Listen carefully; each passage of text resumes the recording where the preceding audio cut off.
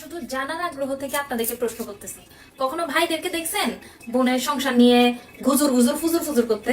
ভাইরা কখনো বোনের সংসারে ঢুকে কুটনামি করবে বা ভাইরা কখনো বোনের সংসার ভেঙে যাক এই ধরনের কোনো ঝামেলা করতে দেখছেন? না, ভাইরা এই ধরনের কাজ করে না। তো বোন, তুই কাল নাগিনি কি কারণে ভাইয়ের সংসারে ঢুকে এসব কাতুগিরি করা শুরু করো?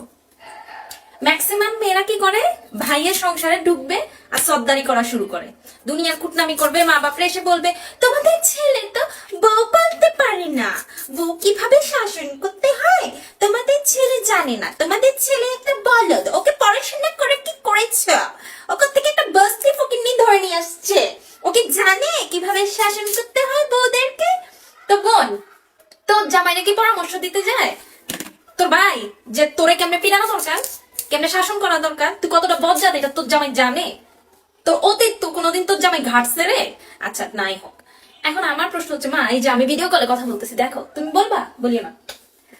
উফ, তারপর কি করবে এই ধরনের কুটনিরাই ভাইয়ের সংসারে দুনিয়া কুটনিবাজি করে এসে মা বাবাকে বলে তোমার ছেলে আর ছেলের বইয়ের জন্য আজকে আমার জীবনের এই দশা, তোমার ছেলে আর ছেলের বইয়ের জন্য আমি বাসায় থাকতে পারলাম না, মা আমাকে মাফ করে দিও, আজকে আমার জীবনটা ধ্বংস হয়ে যাচ্ছে তোমার ছেলে আর ছেলের বইয়ের জন্য।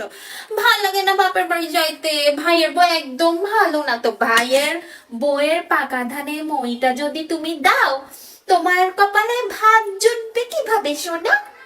তুমি কিভাবে পাবে সোনা তোমার ভাত কাপড়?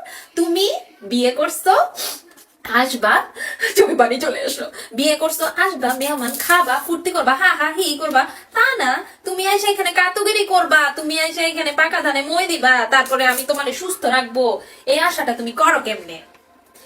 সোনা, সাপের পায়ে পাড়া দিও না, দিও না, দিও না।